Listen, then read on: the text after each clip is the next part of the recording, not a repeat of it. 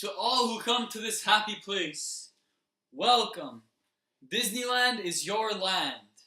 Here, age relieves fond memories of the past, and youth may savor the challenge and promise of the future. Disneyland is dedicated to the ideals, the dreams, and the hard facts that have created America, with the hope that it will be a source of joy and inspiration to all of the world.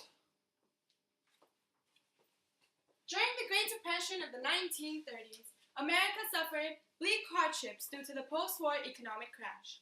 In 1929, Disney sought to create hope and happiness for Americans of all ages, with his various cartoons starting with silly symphonies.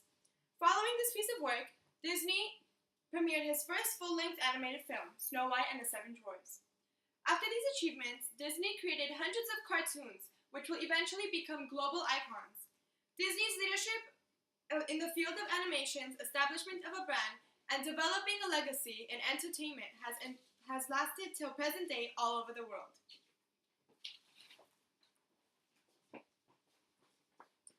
In 1911, Walt Disney was born in Chicago, Illinois. His family was a poor family. He then moved to Kansas in 1911. In high school, Walt Disney attended McKinley High, and he was in the photography class.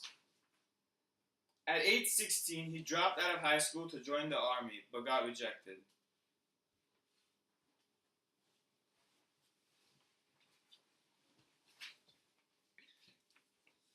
Walt Disney worked for a local ad company in Kansas making cartoons. After that, he started his own business of making animations and short 7-minute cartoons.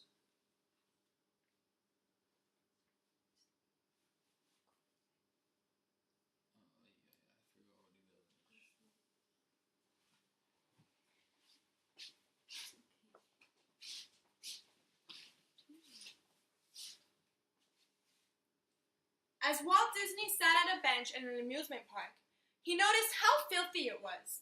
And he also observed people's reactions to different rides and noticed how children and parents had nothing to do. They would be anxious to go home while their children would have fun and the parents would sit there doing absolutely nothing. This is where Walt was planning a new type of amusement park, one that would be clean and would have attractions for parents and children together. This was Walt Disney's idea, which eventually became Disneyland. Walt once said, What this country really needs is an amusement park that families can take their children to. They've gotten so hunky-tunk with a lot of questionable characters running around, and they're not safe. They're not well kept. I want to have a place that's as clean as anything could ever be, and all the people in it are first-class citizens, and treated like guests. On the opening day of Disneyland, Walt stood out in his apartment and looked out the window, seeing the crowds pouring through the gates. Sharon Baird, a Musketeer, once said, I was standing next to him at the window, watching the guests come through the gates. When I looked up at him, he had his hands behind his back, a grin from ear to ear. I could see a lump in his throat and a tear streaming down his cheek. He had realized his dream. Right after Disneyland opened, Walt said, We're gonna kick ourselves for not buying everything within a radius of 10 miles around here. He could visualize the growth around Disneyland. Walt always wanted to know everything that was going on in the park. He knew about everything. He knew where water pipes were, how tall buildings were. He also knew how the park ticked. One time, Walt visited the park and noticed things were a little sloppy. He found the maintenance engineer of the park and told him, I want this place painted. The engineer agreed and said, we'll do it over the weekend. No, I want it finished painted by Monday. Ordered Walt. Dozens of painting crews painted through the night and finished before the park opened. Even though Walt Disney wasn't able to see how his park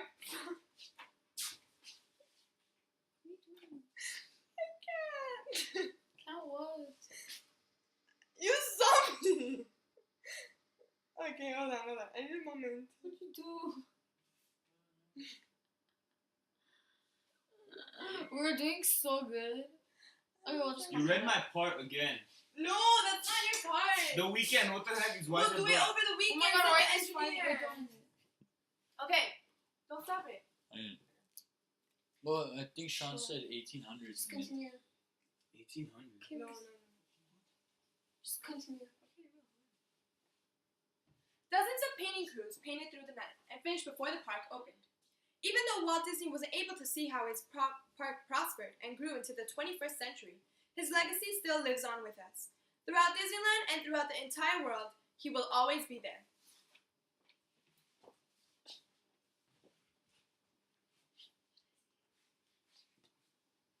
Disney's big hopes and eventually his great achievements granted him the biggest gift to mankind, the Disney legacy. Along with Disneyland's birth and a new rise of a Disney World, Walt Disney's cartoons have spread all over the world in hundreds of different languages, starting from Mickey Mouse, Bambi, Winnie the Pooh, and friends to the Disney princesses. Disney characters around the world have become icons for people of all ages. His works has left a legacy for many years and years to come, each character having the ability to touch everyone's heart and inspire them. Everyone bow. I'm kidding. Okay. Hey, can you email him this?